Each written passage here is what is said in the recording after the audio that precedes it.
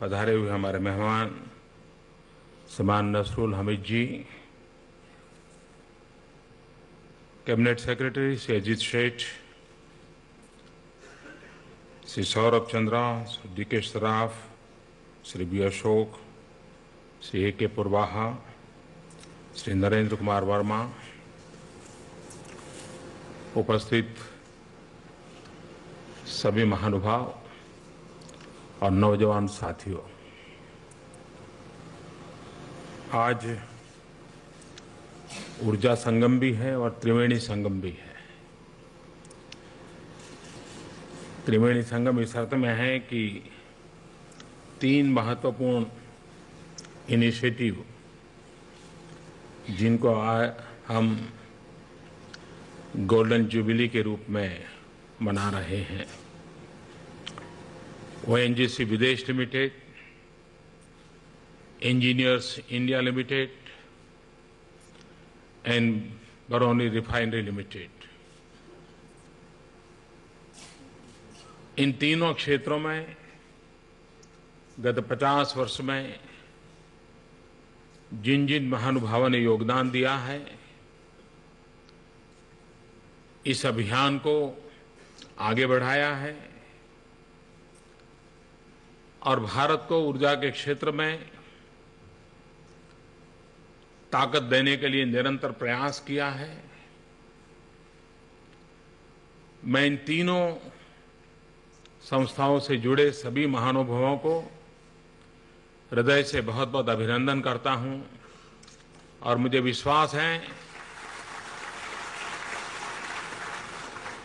कि जब हम गोल्डन जुबिली ईयर मना रहे हैं, तब पीछे मुड़ करके वो कौन से हमारे कार्यशैली थी, वो कौन से हमारे निर्णय थे,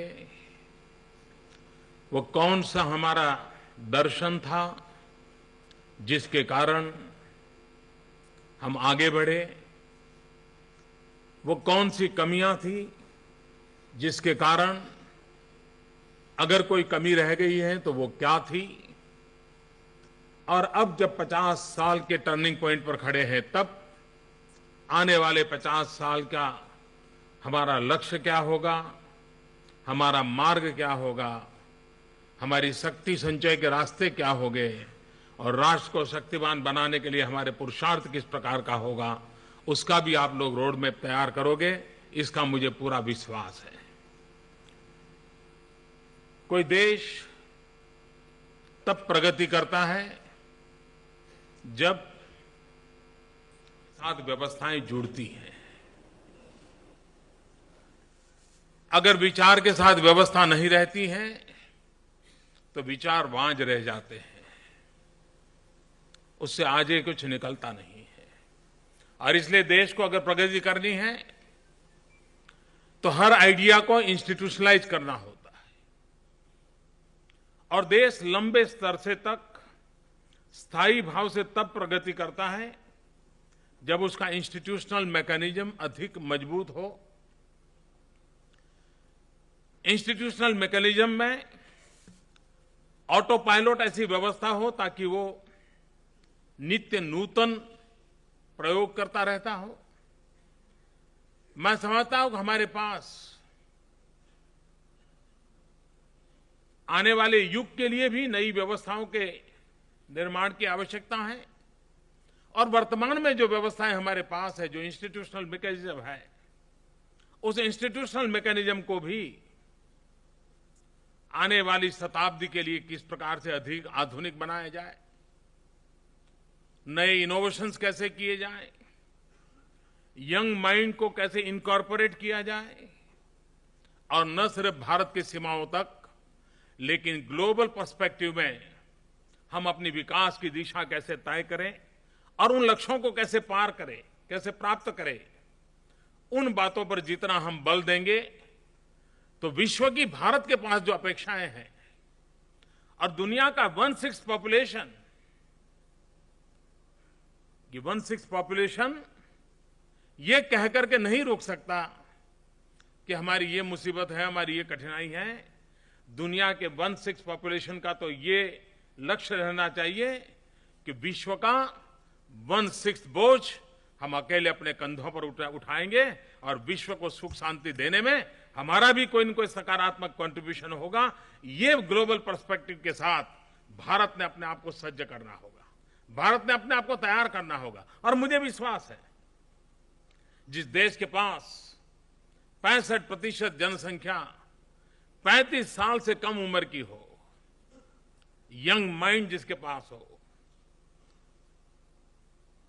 अच्छे सपने देखने का जिन लोगों में सामर्थ्य हो, ऐसी ऊर्जावान देश के लिए सपने देखना और सपने पूरा करना कठिन नहीं होता है। और मुझे विश्वास है कि आज जब हम इस महत्वपूर्ण अवसर पर ऊर्जा संगम के समारोह में मिले हैं, तब कल, आज और आने वाले कल का भी संगम हमारे मन मस्तक में स्थिर हो, ताकि हम नई ऊंचाइयों को पार करने के लिए विश्व के काम आने वाले भारत को तैयार करने में सफल हो सके। और इस अर्थ में मुझे आज आपके बीच आने का सौभाग्य मिला। मैं आपको इसके लिए हृदय से बहुत बहुत शुभकामनाएं देता हूं और आपके आगे की यात्रा बहुत ही उत्तम तरीके से राष्ट्र की सेवा में काम आएगी, ऐसा मुझे पूरा विश्वास है। नई सरकार बनने के बाद नए कई इनिशिएटिव लिए गए हैं। हम जानते हैं कि अगर हमें विकास करना है, अगर हमें ग्लोबल बेंचमार्क को अचीव करना है, तो हमारे लिए ऊर्जा के क्षेत्र में सेल्फ सफिशिएंट होना बहुत अनिवार्य है। हमें किसी क्षेत्र में भी ग्रोथ करना है,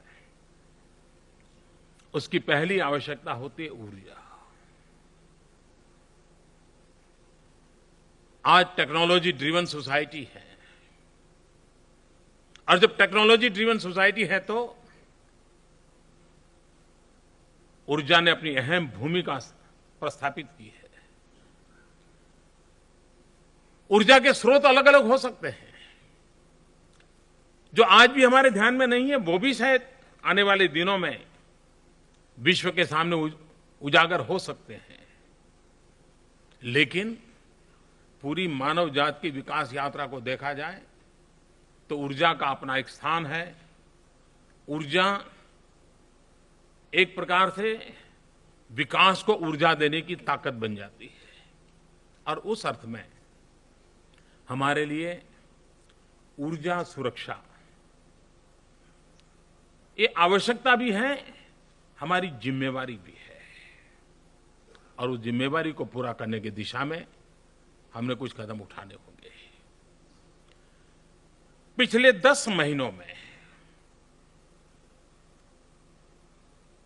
इस क्षेत्र में हमने रिफॉर्म को बल दिया है, और रिफॉर्म को बल देने के कारण कई महत्वपूर्ण बातें सामने आई हैं। हमारे यहां सामान्य नागरिक की चिंता करना ही हमारा पहला इरादा रहता है। हमारा मकसद है कि देश के कॉमन मैन को अधिक से अधिक सरलता से लाभ कैसे मिले।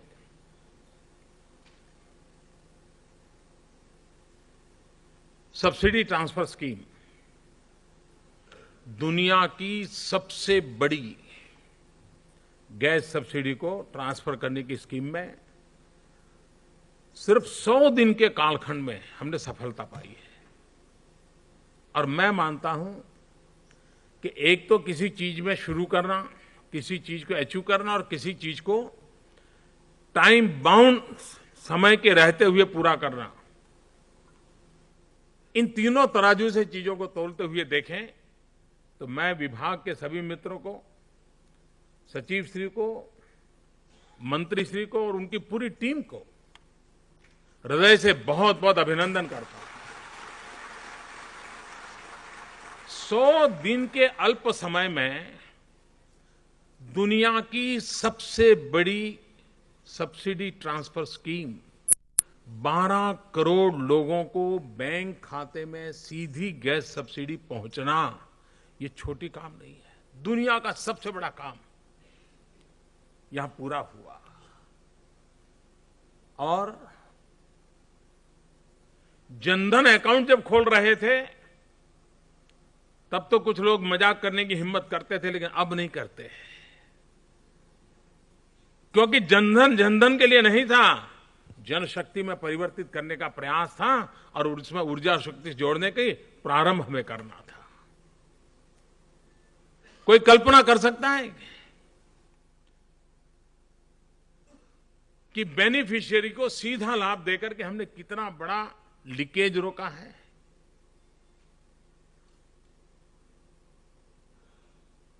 मैं विशेष करके पॉलिटिकल पंडितों से आग्रह करूंगा कि जरा उसकी गहराई में जाएं।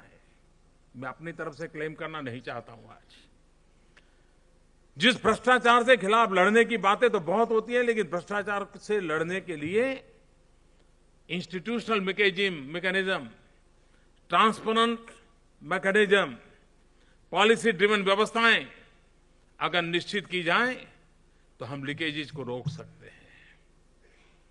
और ये उत्तम उदाहरण कैश ट्रांसफर के द्वारा हमने सिद्ध किया है। पहले कितने सिलेंडर जाते थे, अब कितने सिलेंडर जाते हैं, इससे पता चलेगा। पिछली बार हमने पार्लियामेंट में एक छोटा सा उल्लेख किया था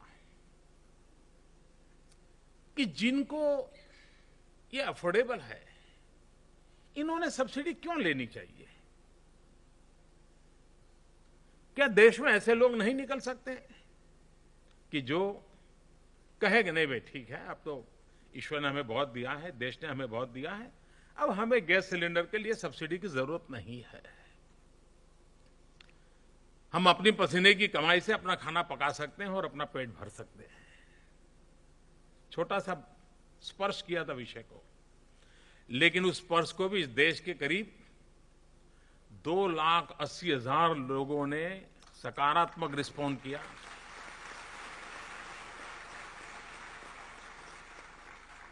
और इस गिव इट अप मूवमेंट में भागीदार हुए।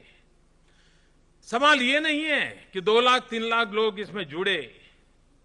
सवाल यह है कि देश चलाना है तो देश भागीदारी करने को तैयार होता है, देश का हर नागरिक भागीदारी करने को तैयार होता है, उनको अवसर देना चाहिए, देश के नागरिकों पर भरोसा करना चाहिए।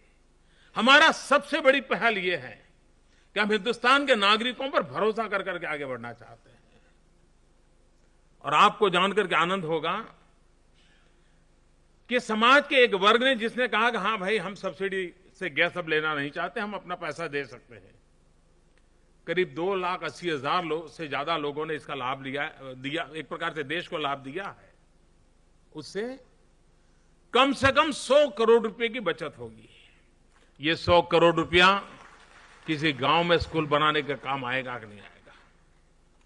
किसी गरीब का बच्चा बीमार होगा तो उसके काम आएगा कि नहीं आएगा? जिसने भी ये काम किया है उसने एक प्रकार से गरीबों की सेवा करने का काम किया है। और ये जो सिलेंडर बचे हैं, उस सिलेंडरों से हम पैसे बचाना नहीं चाहते, हम इसको गरीबों तक पहुंचाना चाहते हैं, ताकि आज वो धुएं में चूल्हा जलाते हुए जो मां परेशान रहती है उसको कोई राहत मिल जाए, उसके बच्चों को आरोग्य का लाभ मिल जाए। गरीब के घर तक गैस का सिलेंडर कैसे पहुंचे, इसका हमने अभियान चलाया है। और मैं आज विधिवत रूप से ये सफलता देख करके, पहले तो हमने ऐसे ही कहा था चलो जरा कहें, लेकिन जो रिस्पांस देश ने दिया है, मैं उन 2,80,000 से अधिक लोगों ने इस काम को जिम्मा लिया, मैं उनका आभार व्यक्त करता हूं, अभिनंदन करता हूं और देशवासियों को अपील करता हूं कि जिसके लिए भी ये संभव है, अपनी जेब से अपना खाना पकाने की जिनकी ताकत है, वो कृपा करके एक गैस सिलेंडर में सब्सिडी न ले। देने का भी एक आनंद होता है, देने का भी एक संतोष होता है। और जब आप गैस सिलेंडर की सब्सिडी नहीं लेंगे, तब मन में याद रखिए कि ये जो पैसे देश में बचने वाले हैं वो किसी न किसी गरीब के काम आने वाले हैं, वो आपके जीवन का संतोष होगा, आनंद होगा। और मैं विधिवत रूप से देशवासियों से आग्रह करता हूं, जब मैं ये विचार कर रहा था तब मैंने डिपार्टमेंट को पूछा था कि भी पहले जांच करो भाई, मोदी के नाम का तो कोई सिलेंडर है नहीं ना कहीं पर। मेरा सौभाग्य रहा कि मुझे कभी इस दुनिया से उलझना ही नहीं पड़ा है, तो उसके कारण न कभी पहले लिया था न कभी आज है, तो फिर मैं एक मॉरल ताकत से बोल सकता था, हाँ भाई हम ये कर सकते हैं। और मैं आज विधिवत रूप से देशवासियों से अपील करता हूं कि अगर आपके पास इस देश ने जहां तक पहुंचाया है, देश का योगदान है, गरीब से गरीब का योगदान है, आपको जहां पहुंचे वहां पहुंचने में, आपकी जेब पन्ने भरने में गरीब के पसीने की महक है। आइए हम इस गिव इट अप मूवमेंट में जुड़े, हम गैस सब्सिडी को छोड़ें, सामने से ऑफर करें और इसमें भी नए नए लक्ष्य प्राप्त करके एक रिकॉर्ड एस्टैब्लिश करें। मैं आपको विश्वास दिलाता हूं, जो सिलेंडर आप सब्सिडी छोड़ेंगे वो हम गरीबों को पहुंचाएंगे, ये काम गरीबों के काम आएगा। हमने एक और इनिशिएटिव लिया है, 5 kg का सिलेंडर। जो विद्यार्थी हैं, अब उनको पूरा सिलेंडर लेके क्या करेगा, वो बेचारा एक कमरे में रहता है, या तो कोई नौकरी के लिए गए हुए लोग हैं, या जो गुमन जाति के लोग हैं, गरीब लोग हैं, एक जगह से दूसरी जगह पे जाते हैं, तो उनको 5 kg का सिलेंडर मिलेगा। तो ऐसे गरीब लोगों को वो अफोर्डेबल भी होगा और उसकी जरूरत पूरी करने की व्यवस्था होगी। हमने उस दिशा में प्रयास किया है। हमने एक ये भी काम किया, डीजल को डीरेगुलेट किया, और डीजल को डीरेगुलेट करने के कारण रिफॉर्म के लिए एक महत्वपूर्ण माना जाता है। इंटरनेशनल दाम कम हुए थे तो थोड़ी सुविधा भी रही, लेकिन मार्केट को तय करने दो, क्योंकि ग्लोबल मार्केट के दबाव में है। और मैंने देखा है कि देश ने सहजता से इसको स्वीकार कर लिया है। कभी दाम ऊपर जाते हैं, कभी दाम नीचे जाते हैं, लेकिन लोगों को मालूम है कि इसमें सरकार का कोई रोल नहीं है, बाजार की जो स्थिति है हम उसके साथ जुड़ गए हैं। तो भारत का नागरिक भी एक खरीदार के रूप में भी ग्लोबल इकोनॉमी का हिस्सा बनकर के अपनी जिम्मेवारियों को निभाने के लिए तैयार हुआ है। ये अपने आप में विकास की एक सकारात्मक दृश्य के रूप में मैं देख रहा हूं। मैं देख रहा हूं कि उसका भी लाभ होगा। हमने एक और महत्वपूर्ण निर्णय किया। जब ऊर्जा के क्षेत्रों में चर्चा करते हैं तो हमने सभी क्षेत्रों में प्रयास करना पड़ेगा। इथेनॉल के लिए, पेट्रोल में उसको मिक्स करने के लिए हमने इनिशिएटिव लिया, विधिवत रूप से लिया। हमारे गन्ने की खेती करने वाले किसान परेशान है, क्योंकि उसकी लागत से चीनी की कीमत कम हो रही है, चीनी के कारखाने बंद हो रहे हैं। अगर उसके लिए एक नई व्यवस्था जोड़ दी जाए, अगर चीनी बनाने वाले, चीनी उनके पास एक्सेस है, उसके कारण दाम टूट रहे हैं, दुनिया में कोई इंपोर्ट करने वाला नहीं है, तो ऐसी स्थिति में आप चीनी मत बनाइए, इथेनॉल बनाइए, कुछ मात्रा में इथेनॉल बनाइए, उसको पेट्रोल में ब्लेंड कर दिया जाए। किसी समय ये पेट्रोलियम लॉबी के मामले ऐसा कहा जाता है इतनी पावरफुल होती है कोई निर्णय नहीं कर सकता।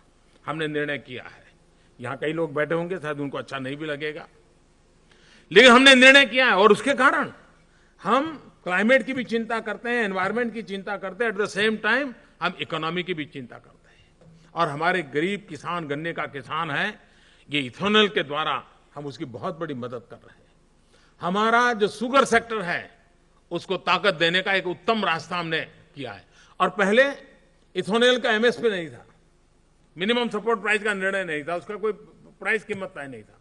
हमने तय कर दिया 48.50 पैसा टू 49.50 पैसा तक इसका रहेगा, ताकि एक राज्य में एक भाव हो, दूसरे राज्य में दूसरा हो, वो स्थिति खराब ना हो। और उसके कारण कोई भी कंपनी डायरेक्ट ले सकती है, कोई टेंडर प्रोसेस में जाना नहीं पड़ेगा, मार्केट रेट फिक्स कर दिया है। मैं समझता हूं कि उसके कारण भी एक और लाभ होगा।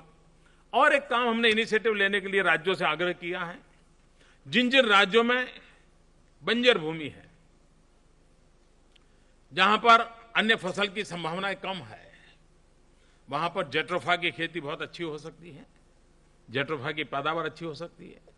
और जेट्रोफा जैसे वो तिल हैं जिसमें से खाद्य तेल नहीं निकलता लेकिन ऑयल मिलता है, उसको बढ़ावा देना और उसको बायोडीजल के रूप में डेवलप करना। और जितनी मात्रा में हम बायोडीजल को मार्केट में लाएंगे, हमारा किसान जो खेत में पंप चलाता है या ट्रैक्टर चलाता है, उसको भी उसके कारण लाभ होगा। गरीब आदमी को किस प्रकार से लाभ हो, उस पर बल देने का हमारा प्रयास है। देश में अगर हमें विकास करना है तो भारत का पश्चिमी छोर का विकास हो तो देश का विकास कभी संभव नहीं होगा। असंतुलित विकास भी कभी कभी विकास के लिए खुद समस्या बन जाता है। विकास संतुलित होना चाहिए। हर राज्य का 19-20 का फर्क तो हम समझ सकते हैं, लेकिन 80-20 का फर्क से देश नहीं चल सकता। और इसलिए पश्चिम में तो हमें इकोनॉमिक एक्टिविटी दिखती है, लेकिन पूरब जहां सबसे ज्यादा प्राकृतिक संपदा है, पूर्वी भारत पूरा, जहां पर समर्थ लोग हैं, उनकी शक्ति कम नहीं होती है, लेकिन उनको अवसर नहीं मिलता है। देश को आगे बढ़ाना है तो हमारा लक्ष्य है कि भारत का पूर्वी इलाका, चाहे पूर्वी उत्तर प्रदेश हो, बिहार हो, उड़ीसा हो, असम हो, पश्चिम बंगाल हो, नॉर्थ ईस्ट के इलाके हो, जहां पर विकास की विपुल संभावनाएं हैं, उस पर हमने बल देने का आग्रह है। सेकंड ग्रीन रिवॉल्यूशन की भूमि भी अगर बनेगी तो पूर्वी भारत बनेगा, मुझे साफ दिखाई दे रहा है, जहां विपुल मात्रा में पानी है। उसी प्रकार से औद्योगिक विकास में भी बड़ा कंट्रीब्यूशन करने की संभावना पूर्वी भारत में पड़ी है। और इसके लिए गैस ग्रिड नेटवर्क, ऊर्जा जरूरत है। अगर पटना के पास गैस पाइपलाइन से मिलेगा तो पटना में उद्योग आएंगे, बिहार के उन शहरों में भी उद्योग जाएंगे, असम में भी जाएंगे, पश्चिम बंगाल में भी जाएंगे, कलकत्ता में भी नई ऊर्जा आएगी। और इसलिए हमने गैस ग्रिड का, पाइपलाइन के नेटवर्क का एक बहुत बड़ा अभियान उठाना हमने तय किया है। और इतना ही नहीं, शहरों में, क्योंकि पॉल्यूशन, शहरों के पॉल्यूशन की बड़ी चर्चा है, और उसके लिए हमने तय किया है कि हम परिवारों में पाइपलाइन से गैस का कनेक्शन दें। यह हम देना चाहते हैं। अब तक हिंदुस्तान में 27 लाख परिवारों के पास पाइपलाइन से गैस कनेक्शन है। हम आने वाले 4 साल में यह संख्या 1 करोड़ पहुंचाना चाहते हैं, 1 करोड़ परिवार। और पूरे पूर्वी भारत में गैस ग्रिड से गैस देने का हमारा लक्ष्य है। मैं जानता हूं हजारों करोड़ रुपए का हमारा इन्वेस्टमेंट है, लेकिन ये इन्वेस्टमेंट करना है, क्योंकि एक बार अगर ऊर्जा के स्रोत वहां विपुल मात्रा में होंगे तो हमारा पूर्वी भारत में भी उद्योग लगाने वाले लोग पहुंचेंगे। अगर गैस उनको मिलता है तो उद्योग लगाने के लिए जाएंगे। और ऊर्जा, आखिर ऊर्जा की गारंटी होनी चाहिए, उसको लेकर के हम आगे बढ़ना चाहते हैं। हमने इस क्षेत्र में विकास करना है तो स्किल डेवलपमेंट में भी बल देना पड़ेगा। इस कार्यक्रम में विशेष रूप से आईआईटी जैसे हमारी इंस्टीट्यूशंस के स्टूडेंट्स को बुलाया है। हमारे लिए ये बहुत बड़ी चैलेंज है कि इस क्षेत्र में इनोवेशन कैसे करें। हम अभी भी पुराने ढर्रे से चल रहे हैं। ये यंग माइंड की जरूरत है, और यंग माइंड का एक लाभ है, वो बड़े साहसिक होते हैं, वो प्रयोग करने के लिए ताकत रखते हैं। जो अनुभव के किनारे पहुंचे वो 50 बार सोचता है ये करूं या न करूं, करूं या न करूं। अच्छा कबड्डी का खिलाड़ी भी रिटायर्ड होने के बाद जब कबड्डी के खेल देखने खड़ा होता है तो उसको भी डर रहता है, अरे ये कहीं गिर न जाए, वो चिंता करता रहता है। और इसलिए यंग माइंड जो जिसकी रिस्क कैपेसिटी बहुत होती है, ऐसे यंग माइंड को आज विशेष रूप से बुलाया है।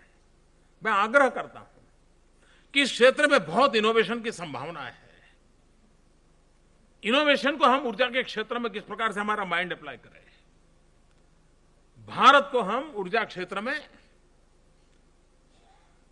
सुरक्षित कैसे करें, स्वावलंबी कैसे करें, उसकी में पहली आवश्यकता है इनोवेशन, टेक्नोलॉजी इनोवेशन, अपग्रेडेशन। दूसरा है स्किल डेवलपमेंट। हमने स्किल डेवलपमेंट का एक अलग डिपार्टमेंट बनाया है, लेकिन स्किल डेवलपमेंट को भी हम area specific, need specific and development specific बनाना चाहते हैं, रिक्वायरमेंट स्पेसिफिक बनाना चाहते हैं। हमने एक बार हिसाब लगाया कि सिर्फ हमारे पेट्रोलियम सेक्टर में जो काम करते हैं, जैसे गैस की पाइपलाइन लगती है, अब गैस की पाइपलाइन लगाने वाला वो पानी की पाइपलाइन लगाने वाला नहीं चल सकता, उसके लिए एक स्पेशल स्किल चाहिए। व्यक्ति वही होगा, एक्स्ट्रा स्किल की आवश्यकता है, वैल्यू एडिशन की आवश्यकता है। हमने ऐसे ही सरसरी नजर से देखा तो करीब करीब 136 चीजें ऐसी हाथ में आई कि जो फील्ड लेवल पर फुट सोल्जर्स जो हैं उनके स्किल के लिए करने की आवश्यकता है।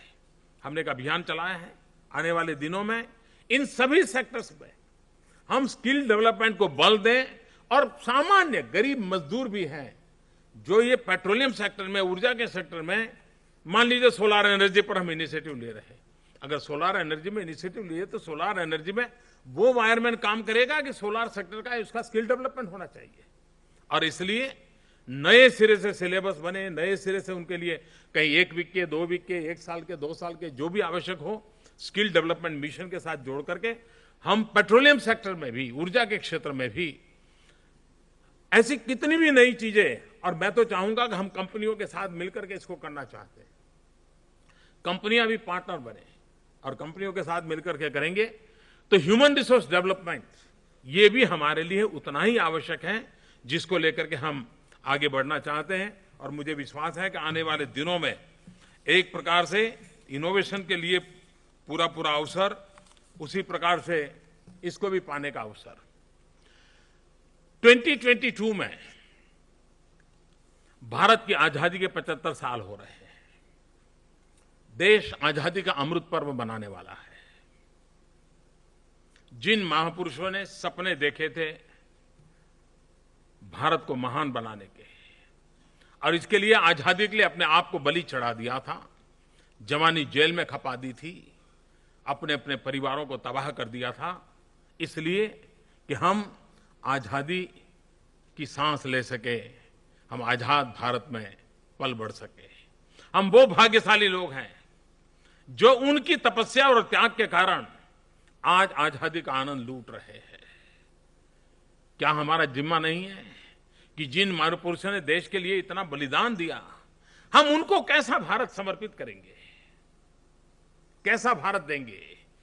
2022 जबकि हिंदुस्तान की आजादी के 75 साल है, इस ऊर्जा संगम में जो लोग आए हैं, मैं आपसे आग्रह करता हूं कि 2022 में जब देश आजादी का अमृत पर्व मनाए, तब आज हम ऊर्जा के क्षेत्र में करीब करीब 77% इंपोर्ट करते हैं, ऑयल और गैस और पेट्रोलियम सेक्टर में। क्या आजादी के 2022 के पर्व पर, अमृत पर्व पर, हम ये 77 में से कम, मैं ज्यादा नहीं कह रहा हूं, 10% इंपोर्ट कम करेंगे? हम उतना 10% ग्रोथ करेंगे, स्वावलंबी बनेंगे। ये सपना लेकर के आज हम जब 50 मना रहे, जा सकते हैं क्या?